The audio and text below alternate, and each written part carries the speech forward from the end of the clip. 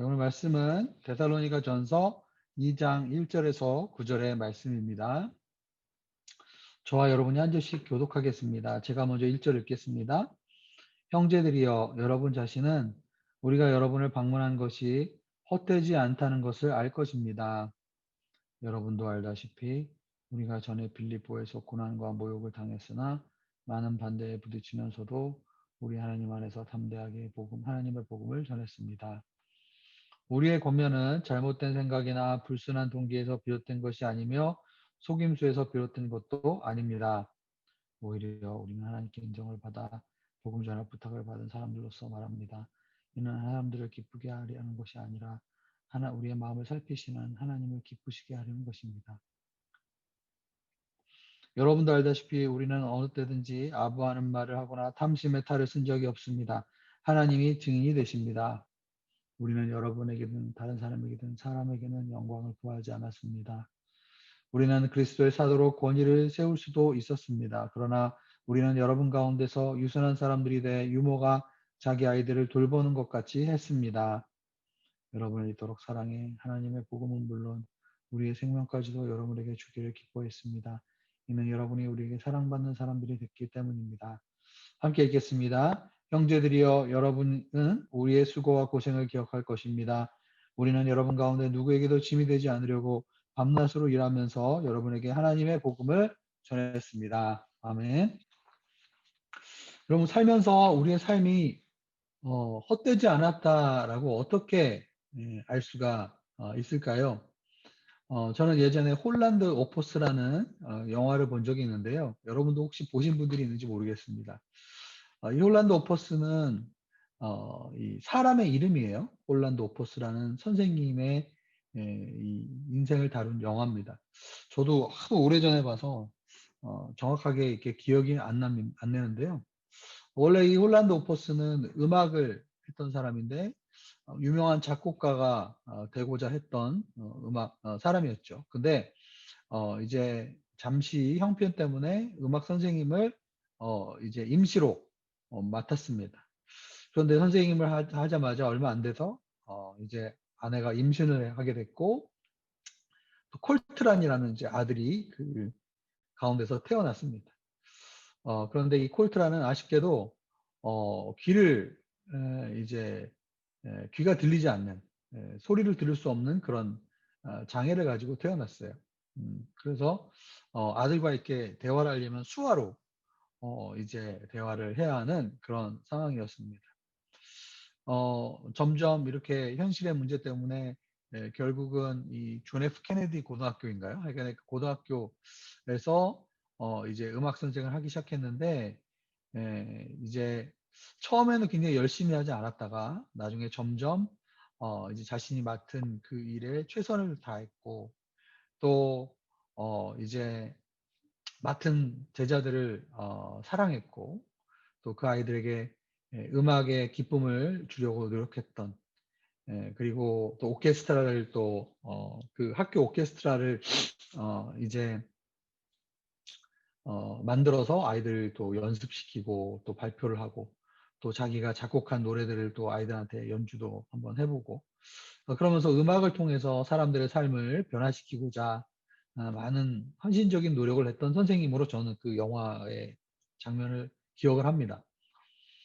나중에 이제 이 콜트란이 음악을 이제 듣지를 못하고 아빠와 이제 사춘기가 되면서 굉장히 갈등이 생겼을 때 아들이 좋아하는 비틀즈 음악을 오케스트라에서 연주를 하는데, 아들이 그걸 듣지 못하니까 그 음악의 그 비트, 음악의 그것을 비트로 이제 눈으로 볼 수 있는 시각 장치를 통해서 간접적으로 음악을 연주하는 장면, 그리고 그 아들을 위해서 노래를 이렇게 불러주면서 그 노래 가사, 이 비틀즈 노래 가사를 이제 수화로 하면서 아들을 얼마나 내가 사랑하는가 그 마음을 아들에게 전했던 그 장면이 굉장히 감동적인 그런 장면이죠.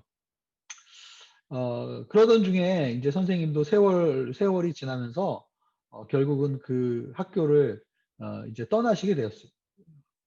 이제 은퇴를 하고 이제 짐을 이제 사무실에서 다 정리해서 이제 아내랑 아들이 이제 같이 그 짐을 정리해 주고 또 차에다가 이렇게 같이 실어 주기 위해서 학교에 마지막에 오게 됩니다.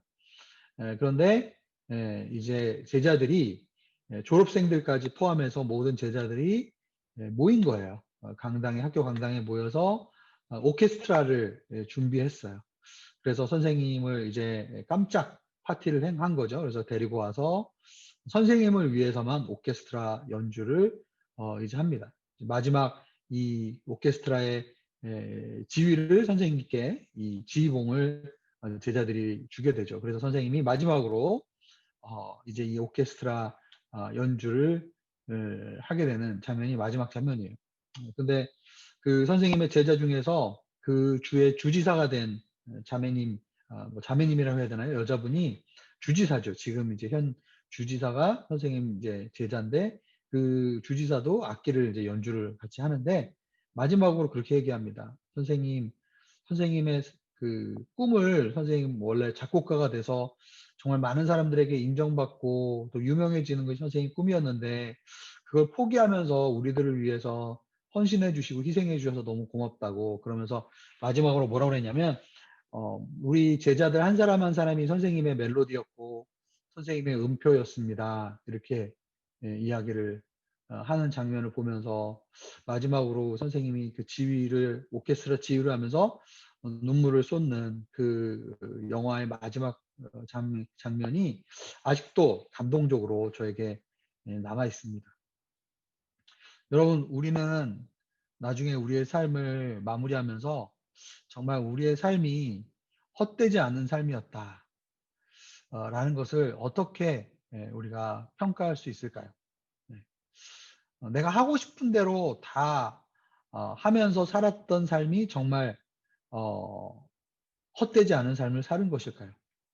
아마 우리는 때로는 가정 형편 때문에, 때로는 상황 때문에, 때로는 가족들 때문에 내 삶의 꿈과 이상을 포기하고 사실은 내가 원하는 것을 다 이루지 못하고 숨을 거둘 수도 있습니다. 그러나 그 삶이 결코 헛된 삶이 아니라고 저는 생각이 되어집니다. 자, 오늘 바울의 고백을 통해서 바울의 삶의 모습은 어떠했는지에 대해서 우리가 한번 같이 말씀을 살펴보기를 원합니다. 1절 한번 보실까요? 형제들이여, 여러분 자신은 우리가 여러분을 방문한 것이 헛되지 않았다는 것을 알 것입니다. 네, 바울이 데살로니가를 방문했던 것이 헛되지 않았다. 네, 뭐 다른 번역에 보면 실패가 아니었다. 어, 이것을 여러분이 잘 알 것이다. 라고 이야기를 합니다. 왜 데살로니카의 바울의 방문이 헛되지 않았다라고 고백할 수 있을까요? 사실은 데살로니카에서의 방문도 바울의 원대로, 바울의 계획대로, 바울이 하고자 했던 대로 다 이루어지지는 못했어요.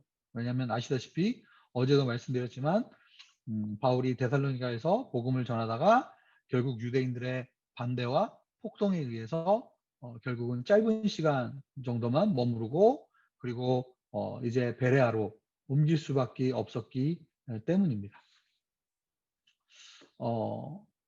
사실은 인간적으로 내가 다 이렇게 사람들이 반응하는 걸 보고 사람들이 변화되는 걸 보고 또 거기에 교회를 이렇게 보이는 눈에 보이는 교회를 세우고 뭔가 내가 인정을 받고 뭔가 정말 내가 열심히 노력한 것이 눈에 보이는 어떤 결과가 나타났을 때 우리는 헛되지 않았다라고 얘기할 수 있을 거예요. 그런데 사실은 바울이 데살로니가를 떠날 당시에는 얼마나 많은 사람들이 믿었을까?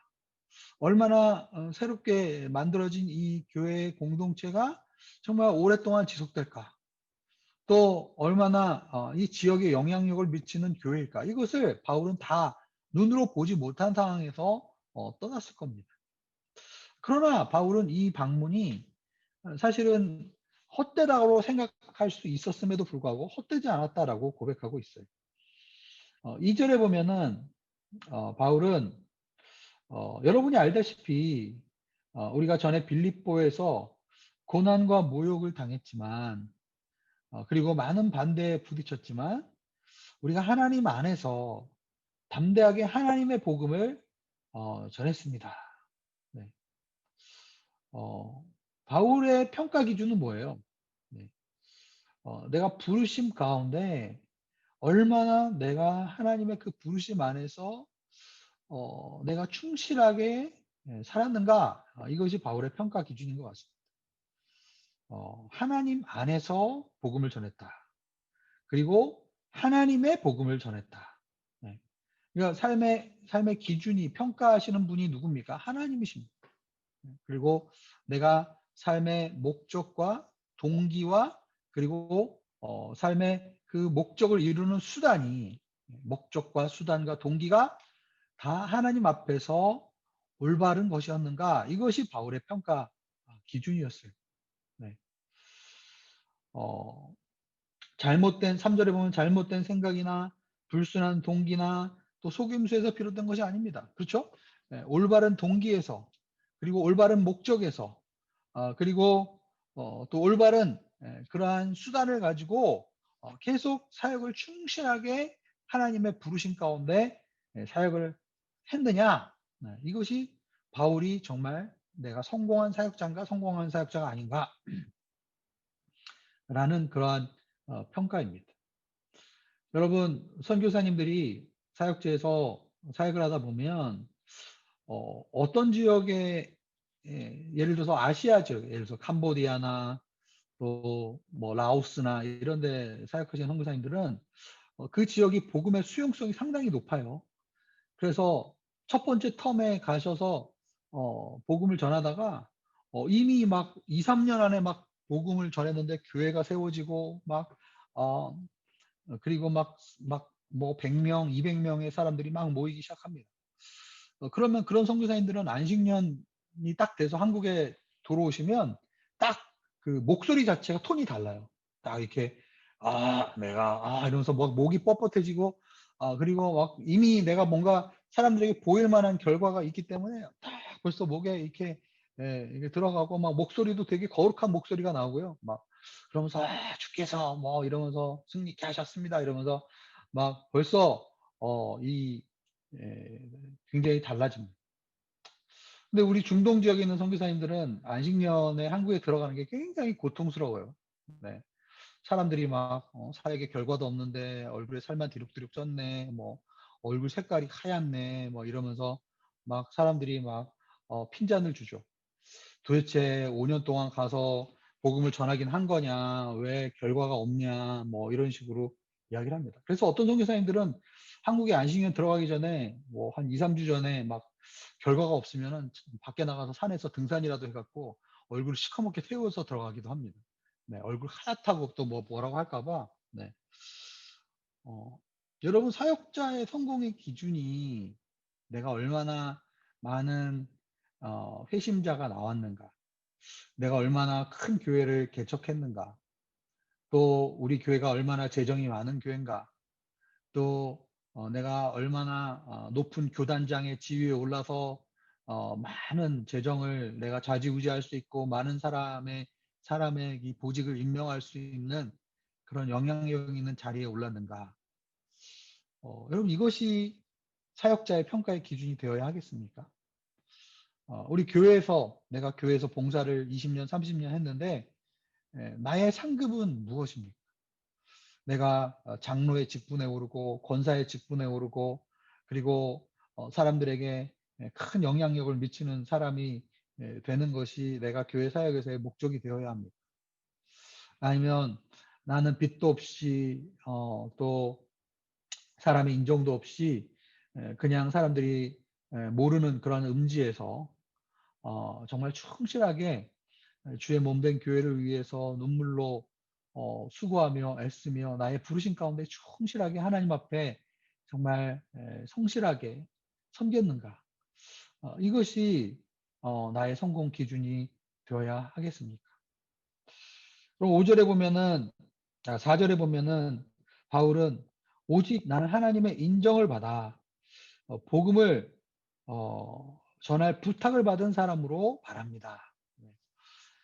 바울은 하나님의 인정이 제일 중요한 거예요. 그리고 복음을 전할 사역, 이 복음을 위탁을 받았다. 복음 전할 이 사명을 위탁을 받아서 나는 삶의 부르심은 복음을 충실하게 전하는 것이다. 복음을 충실하게 전한다는 것은 사람의 수단과 사람의 동기를 가지고 전하는 것이 아니라 하나님을 기쁘시게 하기 위한 동기로 하나님에 의해서 하나님 안에서 하나님의 복음을 하나님을 기쁘시게 하기 위해서 복음을 전한 거예요. 음. 하나님께서 나의 삶의 동기가 될 수 있다면 나는 그 누구보다도 정말 열심으로 복음을 전할 거예요. 어떠한 상황 속에서도 나는 복음을 전할 수 있을 겁니다. 빌립보에서 정말 바울은 뜻하지 않은 핍박을 받았죠. 여종에게 복음을 전했다가 그 주인이 바울을 이제 때리고 그리고 결국은 바울은 투옥을 당하는 그러한 수모와 그리고 어려움을 겪었어요. 겨우 바울은 빌립보에서 감옥에서 풀려나서 결국은 데살로니가로 이동했죠. 여러분 빌립보에서 데살로니가까지도 이 이그네시아라는 이 로마의 이 도로를 통해서 이동했지만 140km를 또 이동을 해야 하는 그러한 굉장히 어려운 여정이었습니다. 사역의 결과도 좋지 않았고 그리고 반응도 좋지 않았고 또 감옥에까지 갇히기도 했고 그리고 굉장히 어려움을 당한 상황에서 결국 또 140km를 이동해서 데살로니가에 왔어요. 그러나 바울은 그 주님께서 맡기신 그 복음을 전하는 그 사역. 내가 이 복음을 전하지 않으면 내가 화를 당할 것이로다. 때를 얻든지 못든지 너는 복음을 전하라는 그 주님의 그 복음에 대한 열정, 그 사명을 이루기 위해서 데살로니가에서도 내게 주어진 그 시간과 그 상황 속에서 최선을 다해서 복음을 온전히 증거했던 바울의 모습을 우리가 떠올릴 수가 있습니다. 5절과 6절에 보면은 아부하거나 탐심에 탈을 쓴 적이 없다. 이것은 하나님께서 증인이시다.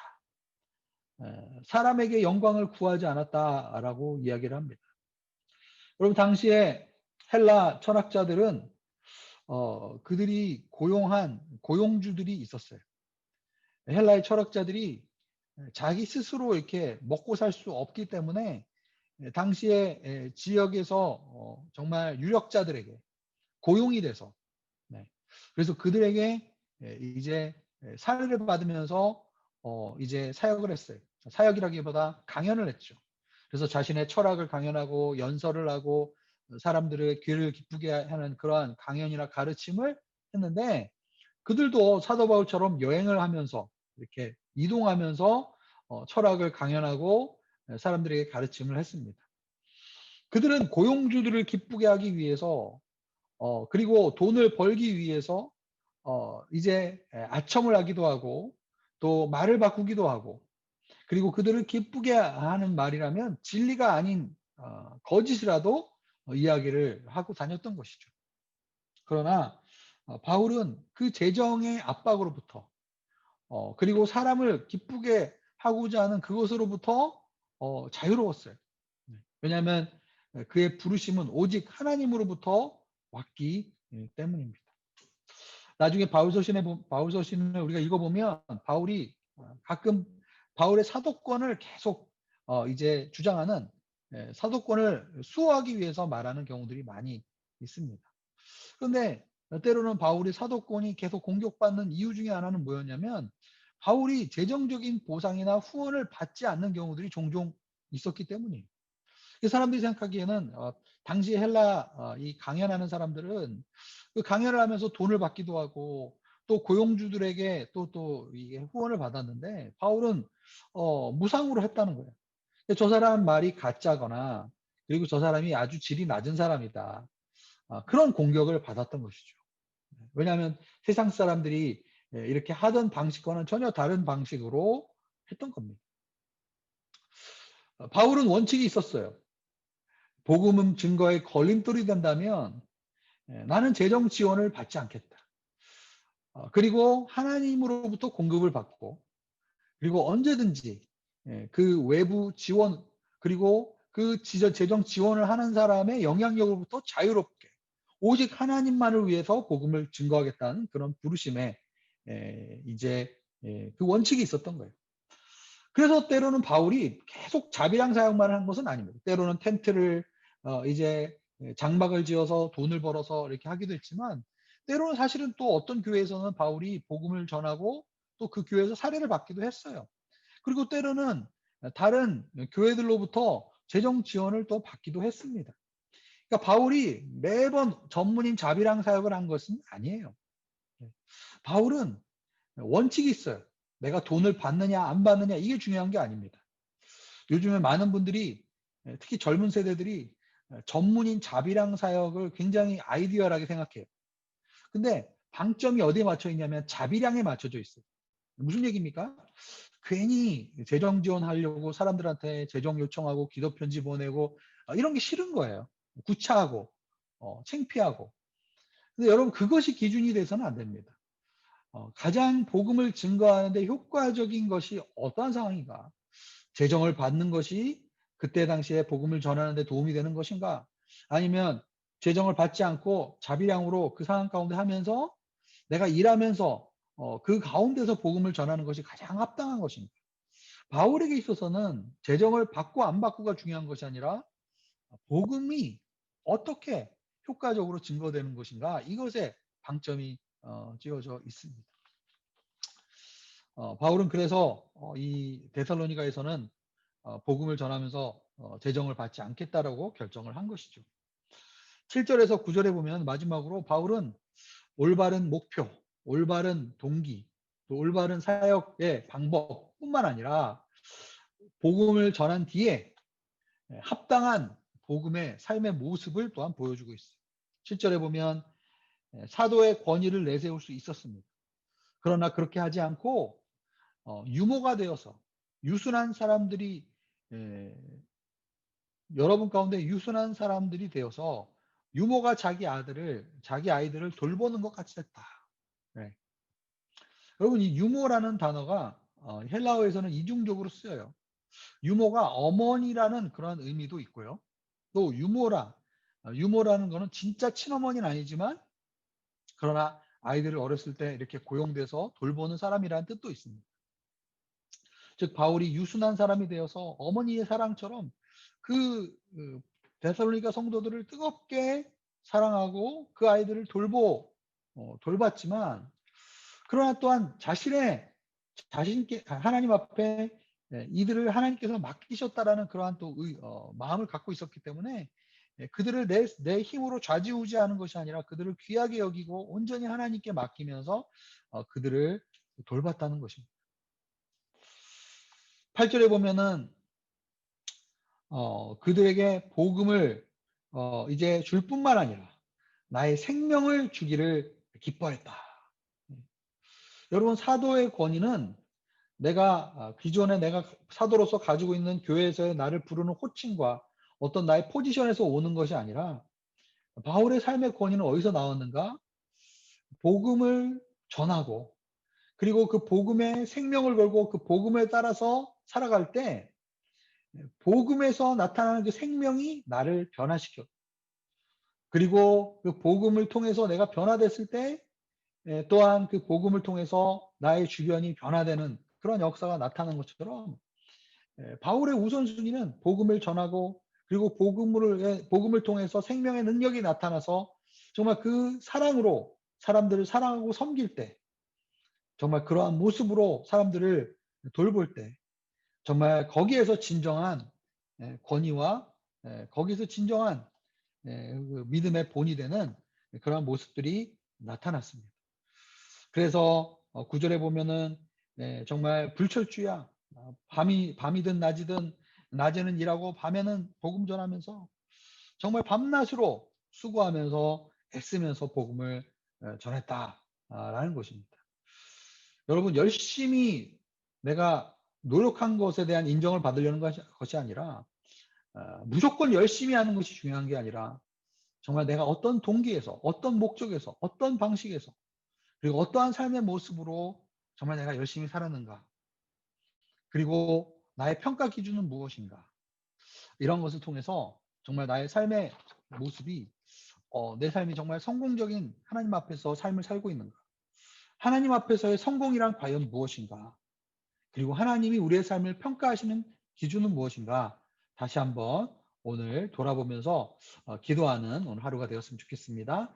함께 기도 제목 보시면서 함께 기도하겠습니다. 나는 어떠한 어려움과 반대와 비난 가운데서도 주님이 원하시는 것을 실천에 옮길 수 있는 믿음과 결단과 섬김이 있는지 돌아보게 하소서. 두 번째, 그동안 나의 삶의 평가의 기준은 무엇이었는지, 그리고 진정으로 난 하나님을 위하여 최선을 다해서 섬기고 난 이후에 주님께 모든 평가와 결과를 맡길 수 있는지 돌아보게 하소서. 복음의 걸림돌이 되는 여러 가지 장애물들에 대해서 오늘 우리가 듣게 되었습니다. 내 삶에서 그러한 것들로부터 자유케 하여 주시옵소서. 우리 이 시간에 오늘 들은 말씀 생각하면서 같이 기도하겠습니다.